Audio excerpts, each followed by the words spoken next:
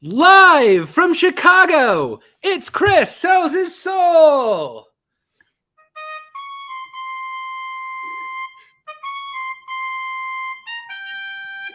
I'm your host, Chris Bogue, and this is my weekly show on LinkedIn Live where I have conversations with cool people who will help you work more creatively.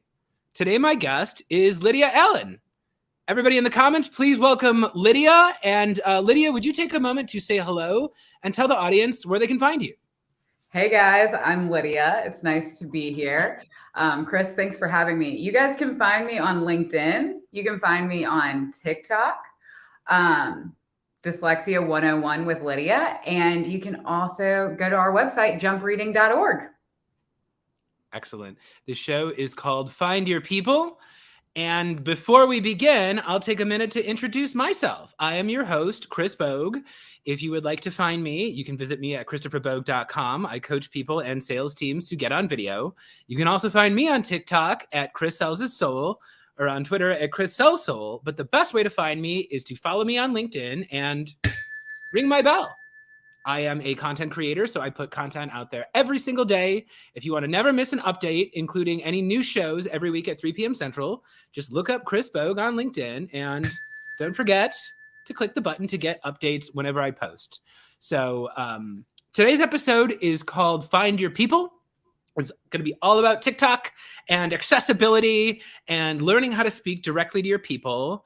And Lydia is a very special guest today because not only is she a TikTok sensation, but she's dyslexic. And she's here to teach us a little bit about dyslexia and the work that she does. So Lydia, hello. I'm very glad to have you here. And before I ask you your first question, I want to throw it to the audience. So audience, I see we got Margot in here. We got James, Lucy, Molly, Julie, Kenny. Thank you so much for being here today. If you have any questions for Lydia, whether it's about dyslexia, whether it's about TikTok or video or creating content, please throw your comments and questions here in the feed. We will be answering your questions throughout the show. But yeah, Lydia, welcome. Hey, great to be here. Thanks for having me. Thank you for being here. So I'm going to start here. So the second half of this show is going to be about TikTok. But first, I want to talk a little bit about dyslexia and about what it's like to grow up without people understanding what you're going through. So can you tell the audience a little bit about your job and how long you've been in the line of work that you're currently doing? Yeah, great. So I'm Spider-Man's teacher. And what I mean by that is just like Peter Parker has all these things that he has to feel like, and it makes him feel awkward and uncomfortable, and he's got to keep it all secret. That's what it's like to be dyslexic in a classroom. You feel awkward and uncomfortable, and oh my gosh, you want to keep it a secret because it's so embarrassing that you cannot read. And so growing up dyslexic and struggling with that, I went into dyslexia intervention and dyslexia therapy. And now I get to teach kids. I get to teach little Peter Parkers and help them transform into Spider-Man. So that's kind of what I do. And it's a lot of fun. That's awesome. I want to pull back one step. And can you tell the audience, what is dyslexia? Yeah. Good question. Okay, so dyslexia is a difference in neurological wiring of the brain that makes reading and spelling very difficult, but it also impacts other areas of your life. So directionality can become very difficult. I'm trying to think. Multi-step instructions, very difficult. So giving people with dyslexia bite-sized pieces of information that they can process. Sometimes it affects processing speed as well. So a great example of this would be like the person who's kind of sitting around and everybody else is laughing at a joke and the dyslexic person is like 3 seconds behind everyone. They're like, I got it, right? So that's kind of the processing speed example of that. But yeah, overarchingly, most commonly, it makes reading and spelling very hard. Yeah. Can you tell me what it was like to discover that this is where the struggle was coming from? How did you identify this when you were growing up, or did you identify it at first? Okay, this is a great question, Chris. So, and I even want to take it a step back here. A Sure. lot of times parents don't want to, like they say, I don't want to label my child. And I will tell you that for me and for several people that I've spoken with, dyslexic adults, that label is so liberating because it gives you a reason why. So identifying as dyslexic takes this, why can everybody else do it, but I can't? It takes that away. There's a reason. Because until then, you're just kind of reeling. You're left reeling in your mind. Everyone else can do it. I'm looking around. All my peers can do this and I can't. Something is wrong with me. I am stupid. And it's awful. And that sense of shame is very real and very heavy. And it ends up creating a lot of anxiety around school, but also around just everything because you feel like you're not independent. Think about how frequently you have to read. Every time you go out to dinner with a friend's family, you're worried about the menu. Can you read it? Can you order on your own? And so getting that dyslexia label for me was incredibly empowering. Not only that, but there's a solution, right? There's a solution to that problem. And so it allowed forward movement, whereas before you're stuck in like this ugly trench. It's like muddy and gross and there's nothing you can do to get out of it. And every time you climb the wall a little bit, it's like the mud slides out from under you, slide back down. How old were you when you found out? Oh, how old was I when I got my official diagnosis? Yeah. Sixth grade. I was older. So I've been dealing with that for a long time.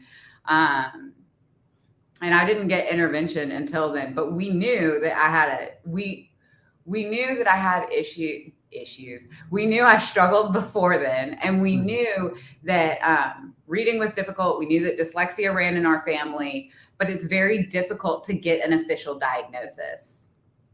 Yeah. So what did you have to do to get that diagnosis? How did it get to the point where you actually went and found someone who could figure it out with you? That is, how did it get there? My parents would probably be better to answer that question. Basically what happened was the school that I was at kind of thought that I was dumb. And so they were basically like, hey, we need to see if she is intelligent at all. So you need to go do a full scale IQ test or, y'all gotta run along. And so through that, my parents were able to find someone who did, psychoeducational testing. We did a battery of tests and spoiler, my IQ was just fine. Dyslexia, the reading was definitely there though. So that's kind of how that happened. Yeah. Well, this is here. I want to jump back. I'm going to throw a comment up here that I saw. So Robert Jones here asked, so I'm interested in this too, because I was even, for anybody in the audience who doesn't know, so Lydia and I made a trailer this week where we had some fun. And, I was playing my boss character who's rather ignorant sometimes. And he expressed the common misconception that dyslexia is you read everything backwards. But I'm actually very interested here. And this happens with a lot of disabilities where the public gets some sort of impression, often from pop culture. And it's different from the lived experience of what that's actually like. So can you shine some light on maybe what are the biggest misconceptions people have about dyslexia? I would love to. It is not reading backwards, y'all. It is not reading backwards. Words are not moving around a page. However, there is a condition where words do move around a page, and sometimes people have that and dyslexia. But those are two of the biggest myths. It's not real was a huge one because it's not visible, quote unquote. Fun fact, we can see it in the brain. So yeah, the reading backwards is the biggest one, or that they see letters differently. They're still seeing act, right?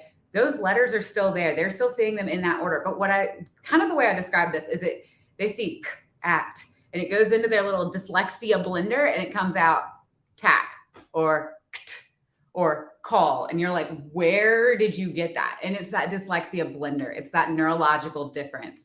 So that's another one. Dyslexic people are stupid. Reading and IQ have nothing to do with each other. Not one thing. They are completely separate. So reading and IQ are not correlated at all. So that's another big one. What are some of the things that you guys have heard about dyslexia? And I can kind of tell you true or false. That might be another way to do this. Yeah, we can throw that in there in the comment section. You know, I want to like talk to you a little bit about like, okay, so you were struggling, you didn't know what was happening as a kid, you finally figured it out. I know, and like I'm going to spoil for the audience, but the second half is Lydia has an audience of over 1 million who follows her on TikTok because she talks about this stuff personally. But when you were in 6th grade, TikTok did not exist. So can you tell me a little bit, as a little girl, you discover you're dyslexic. Who did you have to talk about this, or what kind of resources were available to help you understand how to deal with life this way?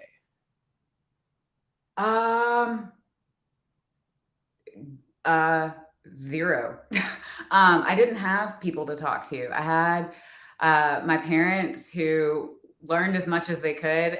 Y'all might find this funny, like to your credit, like, who did you have to talk to about this? We didn't have TikTok back then. Well, I asked my mom recently, I was like, why didn't you just Google it? She was like, do you remember when? And I was like, oh yeah, I forgot about that. So really, I didn't have anyone in my life who truly understood. My parents did the best they could. They really did. And they consulted and consulted and consulted with people and learned as much as they could about it. So they were really what I had. You don't want to talk about it though, because you want to hide it because you're so embarrassed and ashamed. So that was basically what I had. And there were a couple teachers who really believed in me, had no idea like how to deal with a child who was dyslexic, but they were just dead set on not letting me fall. 2 in particular, and that is who I had to talk to about it. And I didn't talk to them about it at all. It was just a matter of like white knuckling it through school. And I would not recommend that to anybody. And that's why I do what I do. That's why I'm on TikTok. That's why I kind of started this business, because I don't want anyone to feel the way that I felt. And I don't want any parents to feel the way my parents felt. Because Chris, what happens is that everyone is so willing to tell you there's a problem. And that's all they do. They just say, here's your problem. And there's try harder. Go try harder. Go try harder. That's another great misconception. If they just tried a little harder, if they just read a little more, that is.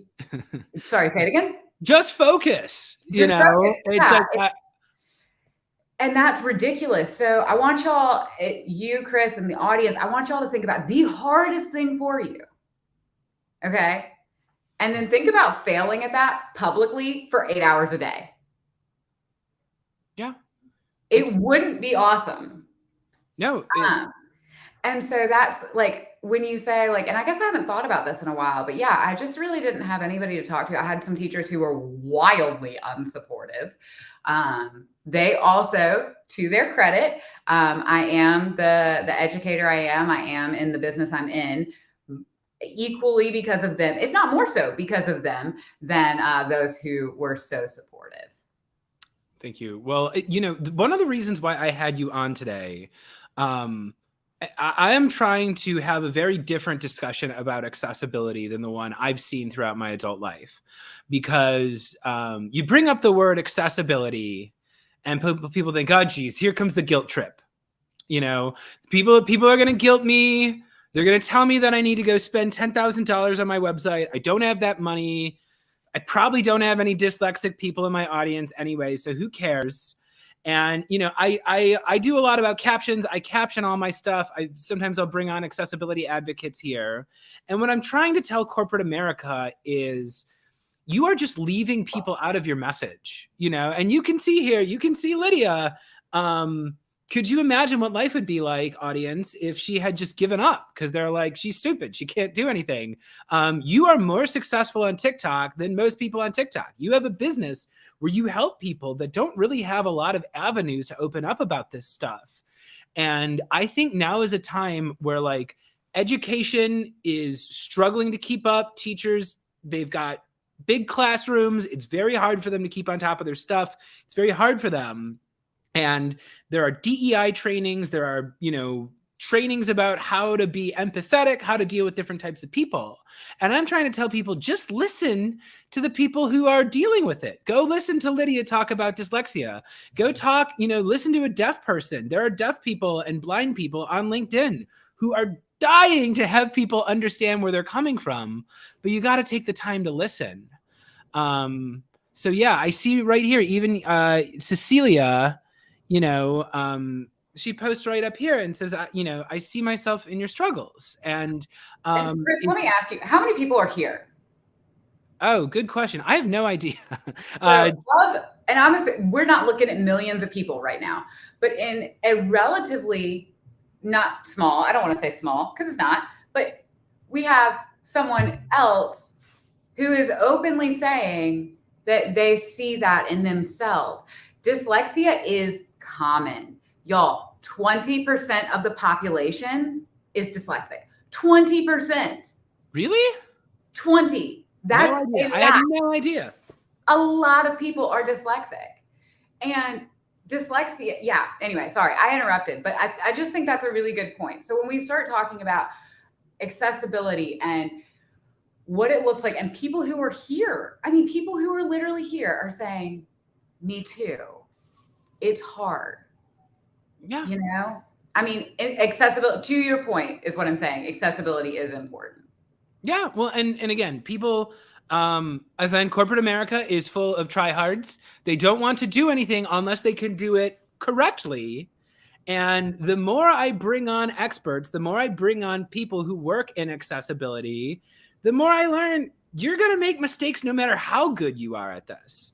And no matter how deeply you understand it, even if you're an expert on captions, sometimes some of your captions are going to make mistakes. And I'm sure even you, as a dyslexic person, sometimes make mistakes dealing with dyslexic students or families. It is like you can't let the fear of doing it wrong prevent you from trying in the first place. Yes. And that is, I had to have a deep conversation with myself about that when I started Jump. Just being like, I can't let the fear of not being prepared stop me from doing it.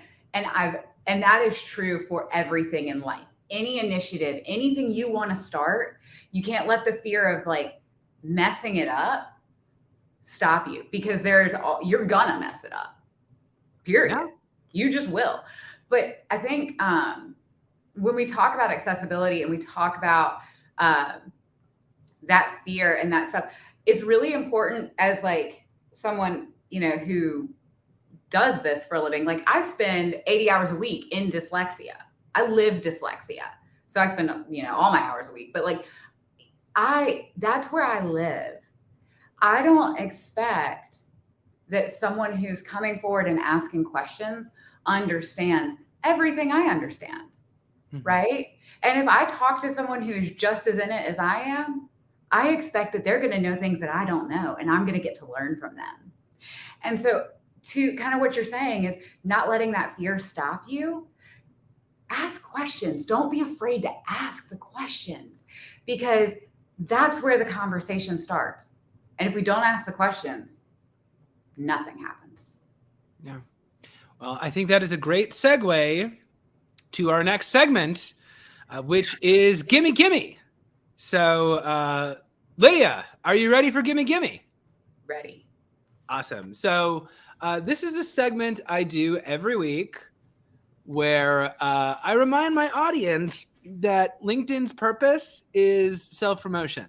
So I'm all here for socializing. I'm all here for providing free knowledge and fun and comedy.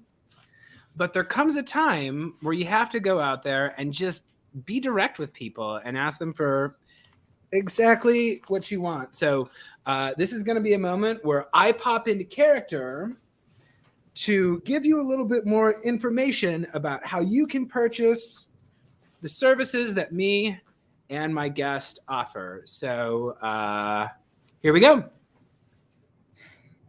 Hello, welcome to another episode of Gimmie Kimmy. Lydia, welcome to the show. Hey, how's it going? It's going great. Good to have you here. Let's get right to it. Lydia, I want the audience to give you money. Now's your time. Ask them for anything you want. Yo, what I would really love for each of you to do, it's kind of complicated, but I want y'all to go to TikTok. I want you to find a video and I want you to share that video with someone that you think that would matter to. That could be a teacher, that could be a parent, that could be a doctor, that could be an adult who's struggling. I don't care. Give me a follow, find a video and share it because I really want to change how we think about dyslexia and accessibility. What are you people waiting for? Go follow her right now. Lydia, what's your TikTok name? Dyslexia 101 with Lydia. Dyslexia _101 with Lydia. Dyslexia _101 with Lydia. Get out there, follow Lydia right now. I guarantee you she's got more TikTok action than you have. And on that note, why don't you go ahead and hire Chris Bogue to come in there and train your sales team or coach you personally on sales and content creation. Yeah, I see you out there. I know you're all taking the laughs for free every single day. That's not how this works. This is capitalism, baby. You want the good stuff, you got to go out there and pay for it. You see the little trailers we do, me and Lydia out there doing intelligent comedy, doing thoughtful, hilarious stuff about accessibility and important issues. Can your team do that? Not yet! Because you haven't hired Chris Bogue. You got to go to chrisbogue.com. Go there, search for my coaching packages. We're going to do wonderful content. We're going to make vidyards that are going to convert into sales meetings. We're going to go out there and blow your audience's minds with amazing content. And then you're going to get the demos, baby. We're going to blitz TikTok. You're going to be out there every day with insanely intelligent content. And you're going to get the demos and you're going to make the money. But only if you hire me. Lydia, do you got anything else you want from my audience today? They're right here and they've got money. They're right here. We got y'all. We are looking to hire really good teachers. If you know teachers, I would love to hire teachers. And it's summertime. It's a great time to start working on your reading skills. So if you know someone who is interested, has a struggling reader, doesn't have to be a dyslexic reader, struggles with reading, send them my way. It's so important. Reading is so critical. Yeah. And teachers, you know how much your job sucks. Right? Wouldn't you much rather have Lydia as a boss than whoever your boss is right now? Because she's amazing. She's super cool. You could be out there really making a difference and helping students who really need the support. And if your boss is totally lame, Lydia is way cooler anyway. So go ahead, share her stuff on TikTok, hire Chris Bogue as a coach, go apply for a job to teach with Lydia. This has been Gimmie Kimmy. Lydia, thank you very much. Thank you. All right. So that was Gimmie Kimmy. We do that. Hopefully that'll get me an inbound or something. But that's a wonderful transition because we're going to be spending the rest of this conversation specifically talking about TikTok. Lydia, you have a bit of an unlikely story for how you first blew up on TikTok. So I got a lot of people out there. They're hiring coaches. They're trying to figure it out. Can you tell me a little bit about what it was that you did the first time you went viral on TikTok? What I did? Well, not much. It's not much, y'all. So my story is, I think I heard, Chris, did you describe it as anticlimactic at one point? Yeah. Yeah, I think that's a great way to describe this. So y'all, we are getting ready to go on a road trip. It's my dad's 75th birthday. But before we can put everyone in the car to get going, dog has to poop. Okay. So I'm in the backyard waiting on my dog to poop. And I just pulled out my phone. I'm walking around. I'm wearing like an exercise shirt, big old sunglasses. This is so not how I wanted 1 million+ people to see me, by the way. Had I known, I would have been like dressed and maybe looked a little nicer. Anyway, I pulled out my phone. I was just like, reading isn't natural. And I explained why. And Maggie pooped. We got in the car. We went to my dad's birthday, and 4 hours later, my phone was blowing up.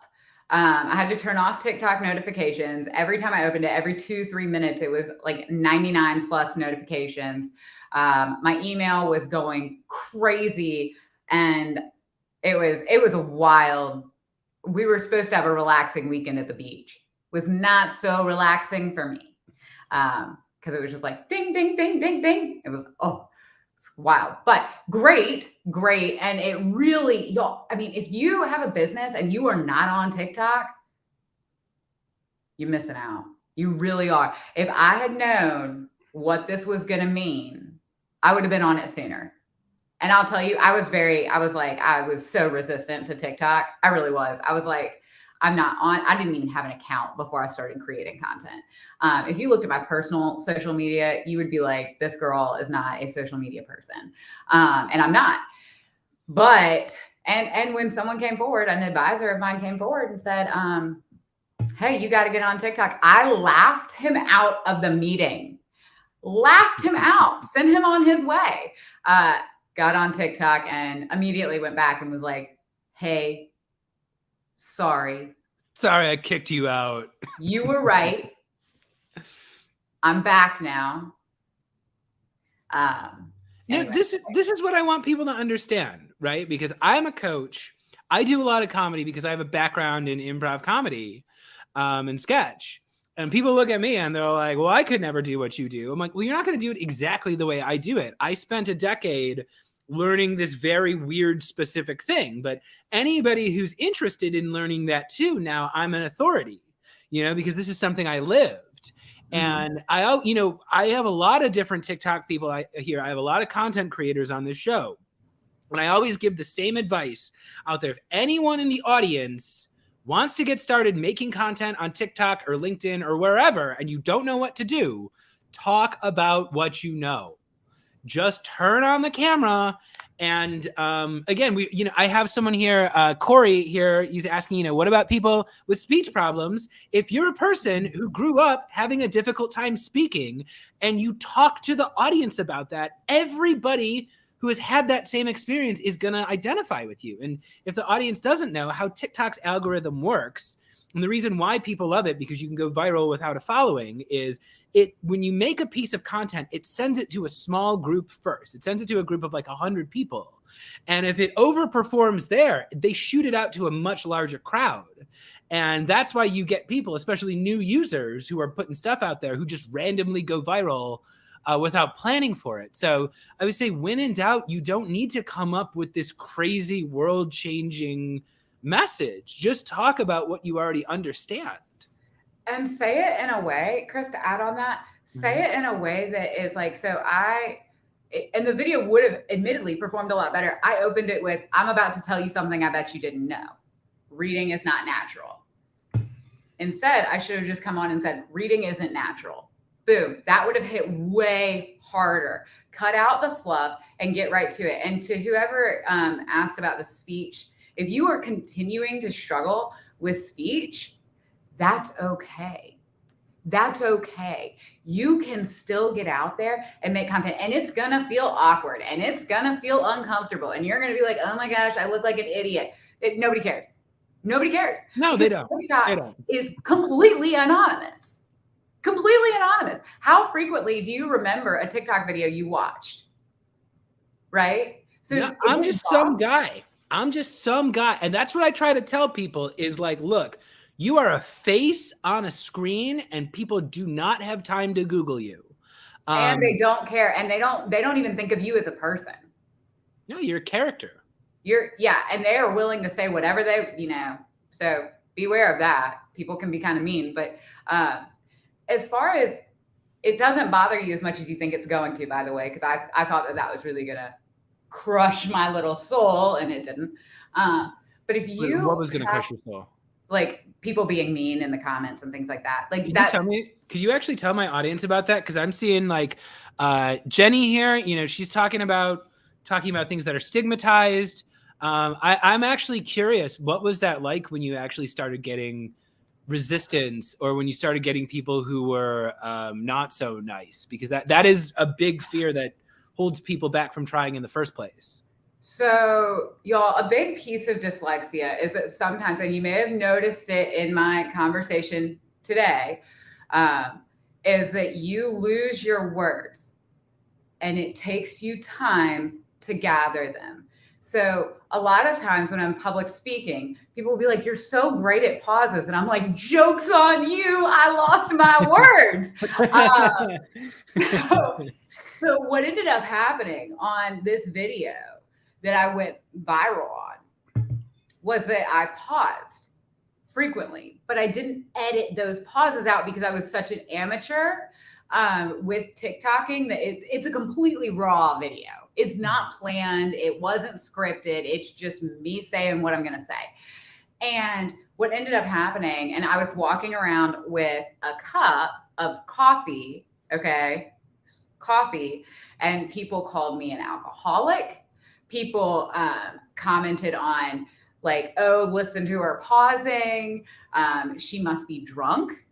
People said that I had no idea what I was talking about. Well, that's fine because I catalog all my TikToks, so I can reference the piece of research that I used to make the TikTok. So I was like, "Matt, maybe you think I don't know what I'm talking about, but according to Yale Center for Dyslexia, I do."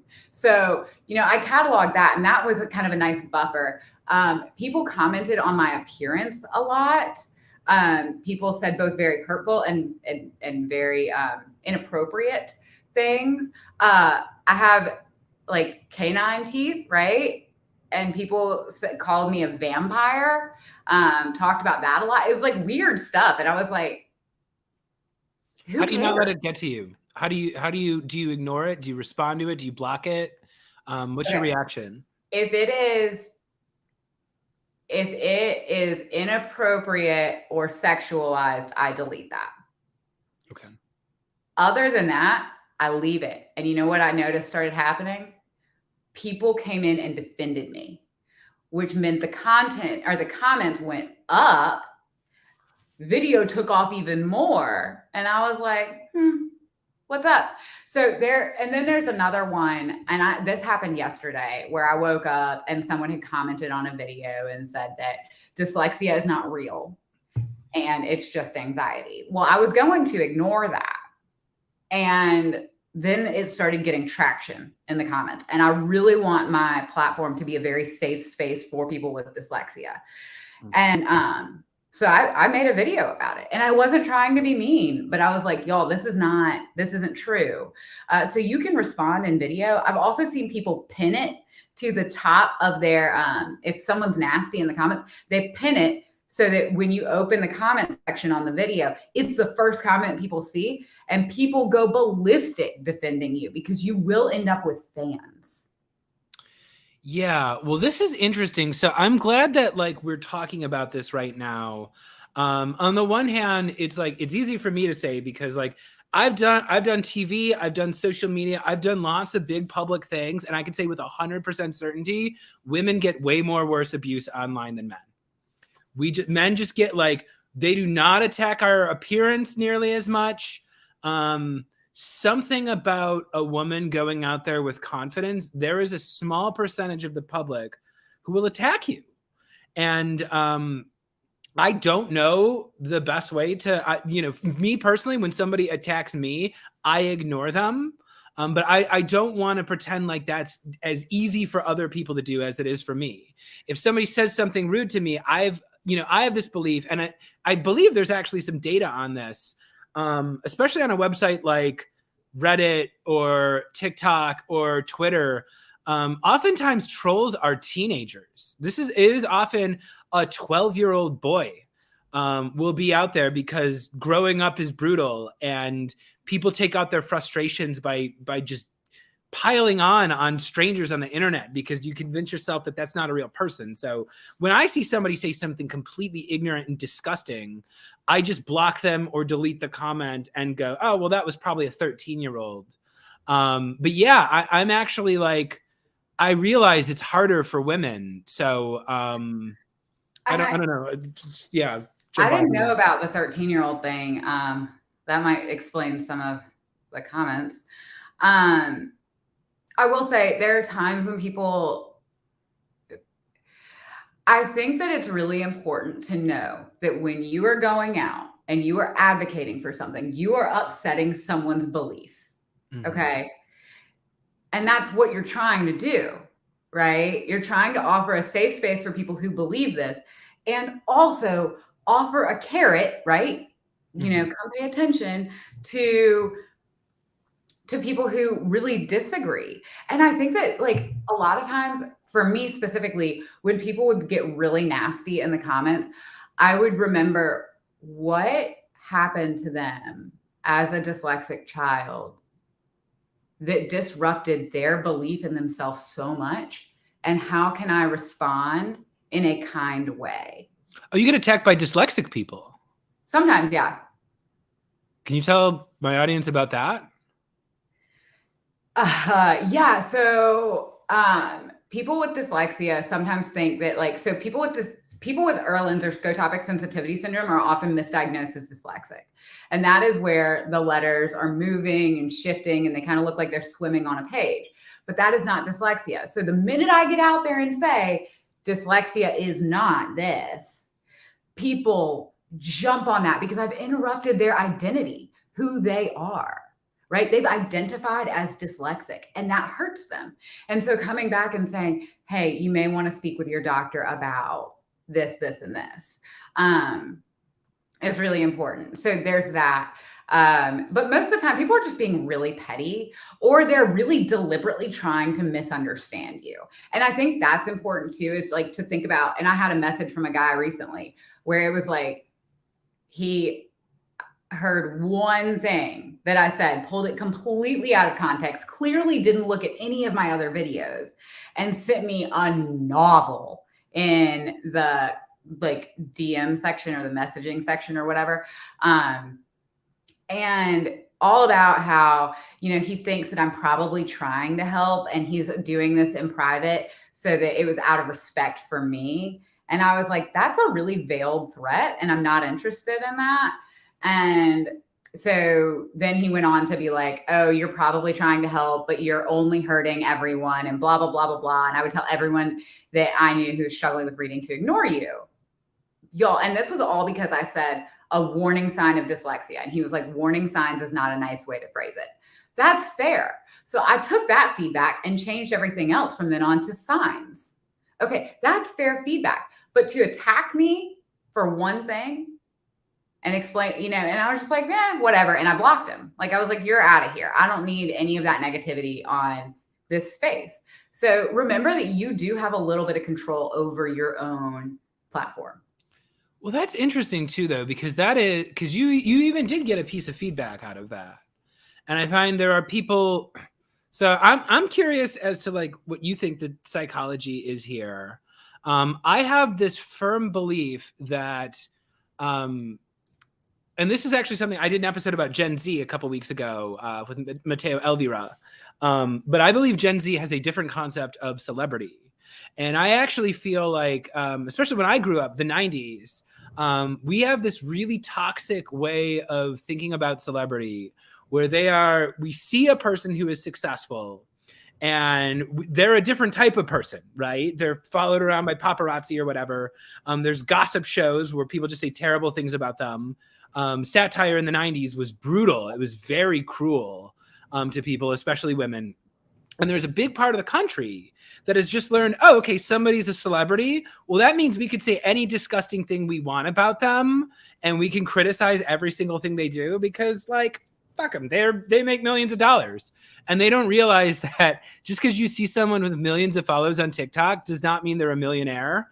They're a person who's just sitting around. And even if they were a celebrity, they're just waiting on their dog to poop. Yeah. And it's like, even if it is an actor, it's like, just because someone is in a movie doesn't mean that you have the right to say sexually degrading things about them or to accuse them of, you know, really hurtful things on a public forum. Right. And I have this belief, and it's the way I write content, is it's like you got to assume your audience is intelligent. And I do this with my audience. We were talking earlier about students or people with speech impediments or people who are having trouble learning. Assume they are intelligent and assume they want to learn. And even with people who say nasty things, I try to dig into it. And if I'm going to engage with them, I kind of try to level with them and say, why are you speaking this way? Like, this is a stranger you're talking to. Like, why do you think it's so, why are you saying these sexual things to this woman that you've never met? And it's this thing where if you act like somebody's stupid, it gives them a license to act stupid. But when you act like they're intelligent, it kind of puts the onus on them to behave intelligently. Right. And when you respond maturely, they have to, and I love that. I think there are times when it's good to respond, and there are times when you need to cut your losses. If someone is dedicated to misunderstanding you, they are going to misunderstand you, and they are going to be like this with everyone. And honestly, y'all, the other thing too and Chris, I'm sorry, I cut you off. Go ahead. But the other thing too that I think is super important is if someone's being a jerk to you on TikTok, excuse me, I want you to click on their site. Go look at them. Because guess what? I'll tell you something. They either never make content, or their content always flops, or they only make negative content that complains about something else. They are not builders. They're just, I don't want to say destroyers, deconstructors. Okay. Yeah. And who cares what those people think? Yeah. No. You are on TikTok to spread a message. You're on TikTok because you believe in something. You want to talk about something. So go talk about it. Screw the rest of the people. Yeah. But this is something you kind of have to get hurt a little bit before you really understand this. And again, it's much easier for me to say because I'm just like goofy white guy. Like we get the pass to do most things. But I will even say, even here on LinkedIn, everybody knows I make a lot of content. I send my content to people too. That's the thing is like if I work very hard on something, like for example, this podcast, right? So we're talking about accessibility. Some percentage of my audience wants accessibility. They want to learn more about it. They want to understand it. This is a topic they're interested in. So when me and Lydia make a trailer, I'm going to send it to them, and I'll send an invite and be like, hey, I'm having this talk coming up. I think you'd enjoy this. And it's hard for people to say, come check out my content, come check out my show. And if the audience is curious, I do have people sometimes who say, what is it? You gonna spam me with this? What are you sending this for? And they get very rude about it. And I just disconnect. I say, hey, sorry about that. And I disconnect with them. But you're right. It's the same thing where I go look at their job. I go look at what they're doing. And they tend to be frustrated people who aren't happy with where they are in life. And when I send my content to a CEO, or when I send my content to a content creator who has much more success than I do, usually they go, thanks. And They're like, yes, awesome. Yeah. And it's the successful people are the ones who want you to win.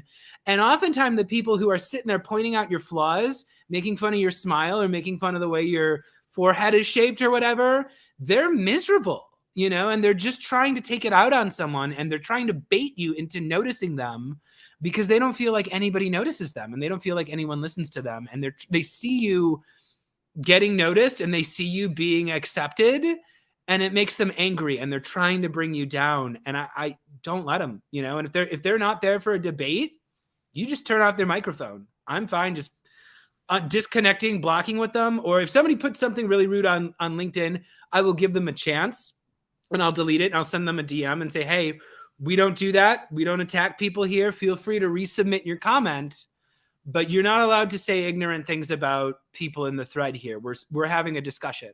Well, and that's another great point, which is I make the assumption generally, unless it's super obvious, right? Like there are times when you just can't do this. But I make the assumption generally that this person didn't mean to be mean. right? Oh, okay. A lot of times they're saying something and I've engaged with them and they actually are trying to get information, but they themselves are so frustrated that it came out in kind of a nasty way.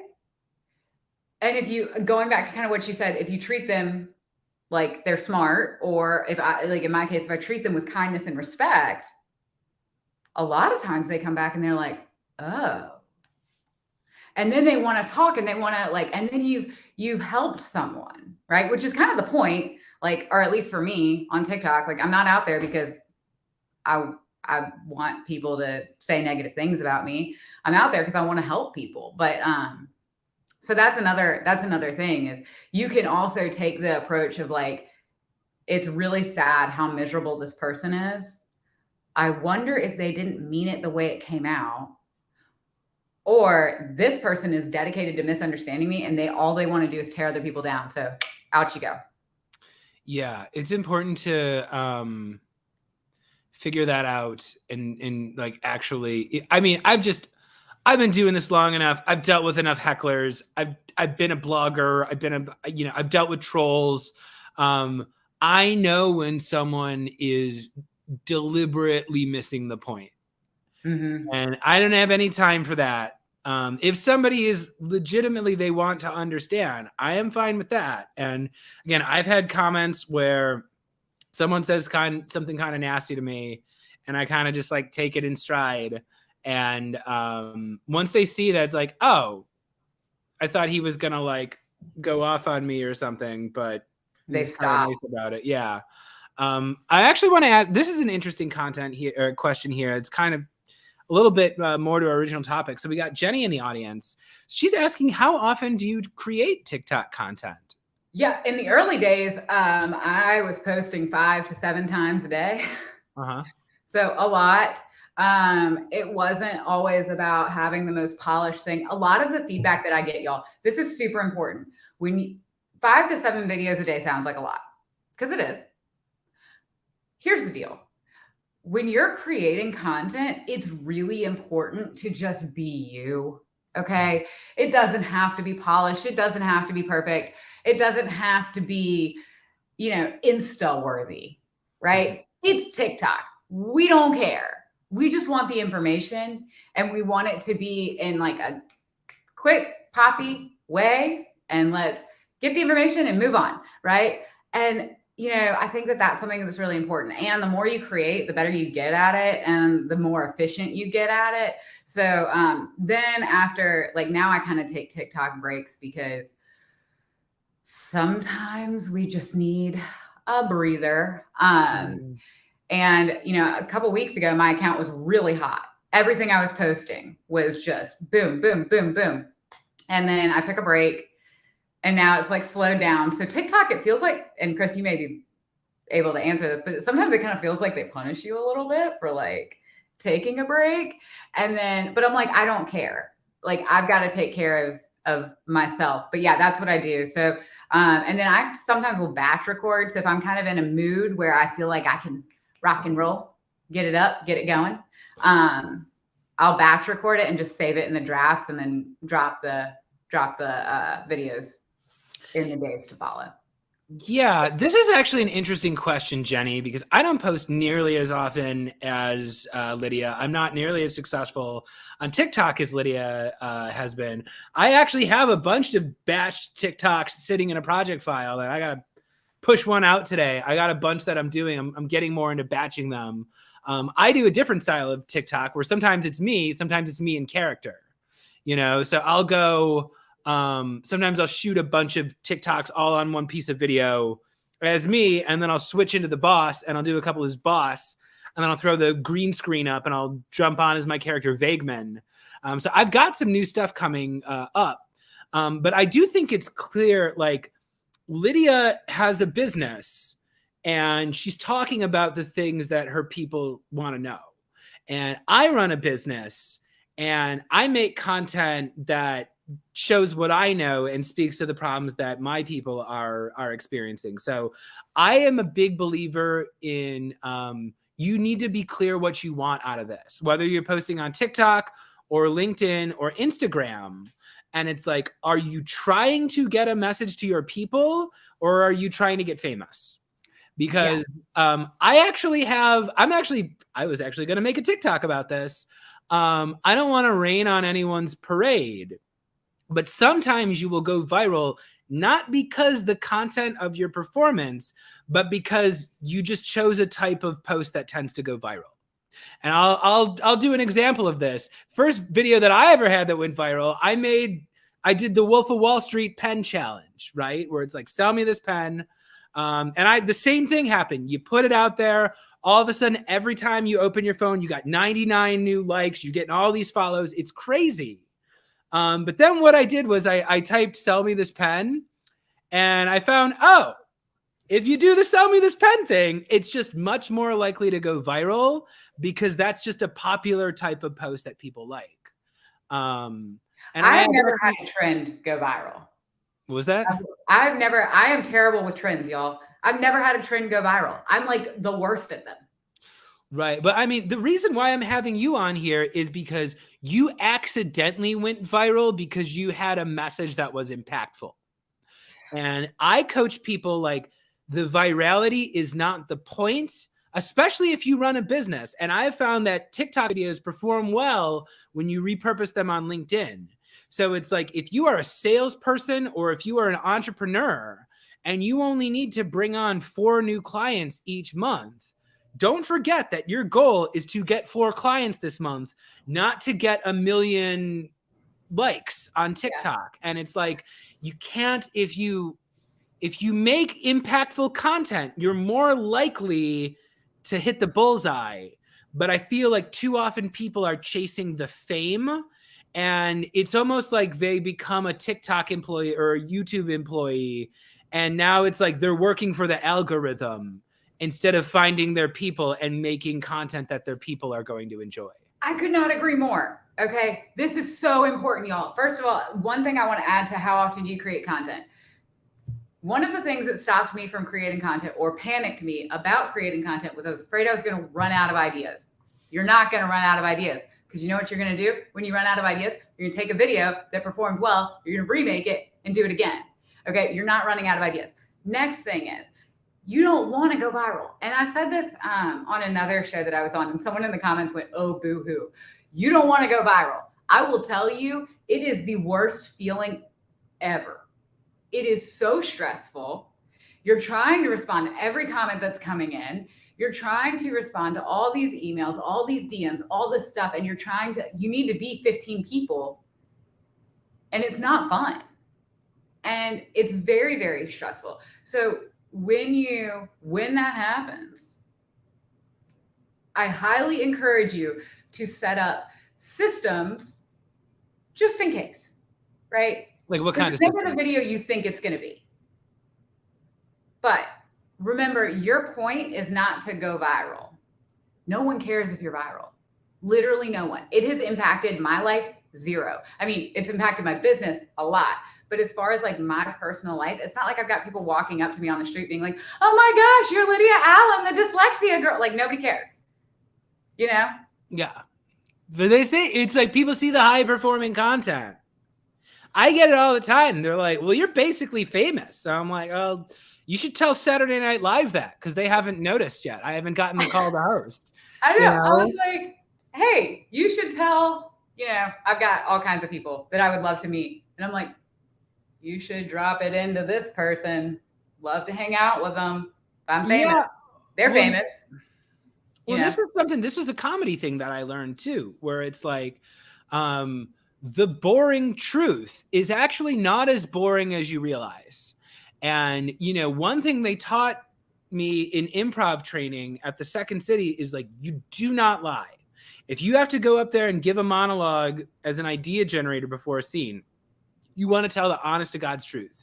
And if I brought up an audience member, we do a game. There's a game called A Day in the Life, where you bring an audience member up, you have them recall their day, and then you reenact their day. And if you can tell they're lying, you got to get them telling the truth. And it's actually, if I bring someone up on stage and I interview them about their prom, let's say the suggestion we get is prom, and they had a boring prom, It's actually going to be a funnier improv show if I make them explain to me this very boring prom than if they try to make up this really exciting story that didn't happen. Boring prom would actually be a hilarious scene because you're going through it every scene. It's just like, you know, the joke is you go for the lamest thing possible. But the little lame details of like my mom dropped me off and all that, you know, these things were like, I didn't get to go drink. I didn't like, that's what's funny and that's what's relatable. And yeah, if you just go say the truth instead of what you think the audience wants to hear, that's what gets you noticed. Well, and I'll tell you, so the reason my account got really hot a couple weeks ago was the lamest TikTok I've ever made. That's not true. There have been lamer. But I was like, oh, I haven't posted in a while. I need to post something. I don't really feel like posting. And I just pulled out my phone and I was like, okay, guys, a lesser known sign of dyslexia is having a messy room. Done. I was done. Holy cow. This sucker took off. And I was like, what? Like, that was the least useful content I could have ever made. And there it was. They were excited because kids, it landed on kids for you pages. So it brought them in to listen to what dyslexia is, and it gave them a sense of community. And you know what else it did, y'all? It got them to send it to their parents. Parents contacted me and were like, hey, can you help my kid learn to read? I was like, I sure can. So that was an interesting little twist. So you have to be aware of how, like, when you throw something out on TikTok, let it go and watch what happens. Watch what your market is telling you. And then adjust and go again. That's the beautiful thing about TikTok is you have as many chances as you want because that video is dead. This is not evergreen content like on YouTube, right? It's not searchable. So once that video is done, it's dead. You can try again. Yeah. And, you know, one thing I learned as a performer is at some point, you don't even own the art anymore. It's like you as a creator, you make it what you can. But once people love it and embrace it, it takes on a whole world of its own. And I've said before, and I'll say it again, I did not intend to have this boss character coming back constantly. I did not. Vageman is my character that was supposed to be a one-time character. My audience started telling me what they loved. They're like, I really loved this and I would like more of this. And I'm sure you get this all the time, Lydia, when someone tells you, hey, this really helped me. This helped me understand myself. This helped me get across something I've been trying to say to the people and I haven't been able to find it. When you start getting that kind of content, you have your roadmap. You say, okay, this is what's making the world a better place. This is what's helping my people. Let's go do more of it. I'll do more of it, even if it's not what you want to do. Even if it's not what you wanted to share with them. That is, and for me specifically, people latched on to the strengths of dyslexia. And I wanted to do those. I didn't want to do as many as I did. Like I thought there was other more important information out there that they needed. They wanted that. That's what we did. And I'm getting ready to do another series about it because that's what they needed. That nerd. Who else can give it but you? Not many other people on this planet are qualified to deliver that message the way you are. So, Lydia, I wish I could interview you forever. Unfortunately, we're running out of time here. I know. I'm sorry I talked so much. Oh, I'm sorry we couldn't talk even further. But fortunately for my audience, we can continue this conversation because you can follow Lydia online. Lydia, would you remind my audience one more time where they can find you if they want to learn more about what you do and follow your content? Yes, please go follow Dyslexia 101. See, did y'all see that happen where I lost my words? Dyslexia _101_ with _ Lydia, no underscore. So dyslexia, and if you just get on TikTok and type in Lydia Allen dyslexia tutor, it'll pop right up. Follow me on LinkedIn. I don't post as much there, but I'd love to stay in touch. Get on our Facebook. I'm there, but you know, you can also find me at jumpreading.org. Send me an email. If you have questions, I'm happy to chat. Awesome. And if you would like to revisit this conversation later, we will be releasing this episode as an audio podcast. You can find all previous episodes of this show on Stitcher and Spotify. My show is called Chris Sells His Soul. So you can check out all the past episodes. I'm going to be releasing last week's episode with Julian Mather, who's a videographer who's traveled the world for a long time. He did a great episode about how you can make professional video content with your phone. So stay tuned for that to drop on this weekend. I'm your host, Chris Bogue. You can find me on LinkedIn by clicking my bell. You can find me on TikTok at Chris Sells His Soul or Twitter at Chris Sells Soul. Or you can check me out at ChristopherBogue.com if you want to hire me as a video coach. This has been my show this week. I'll see you next week at 3 p.m. Central on Thursday. Lydia, say bye. Bye, guys. Thanks for having me. I've enjoyed it.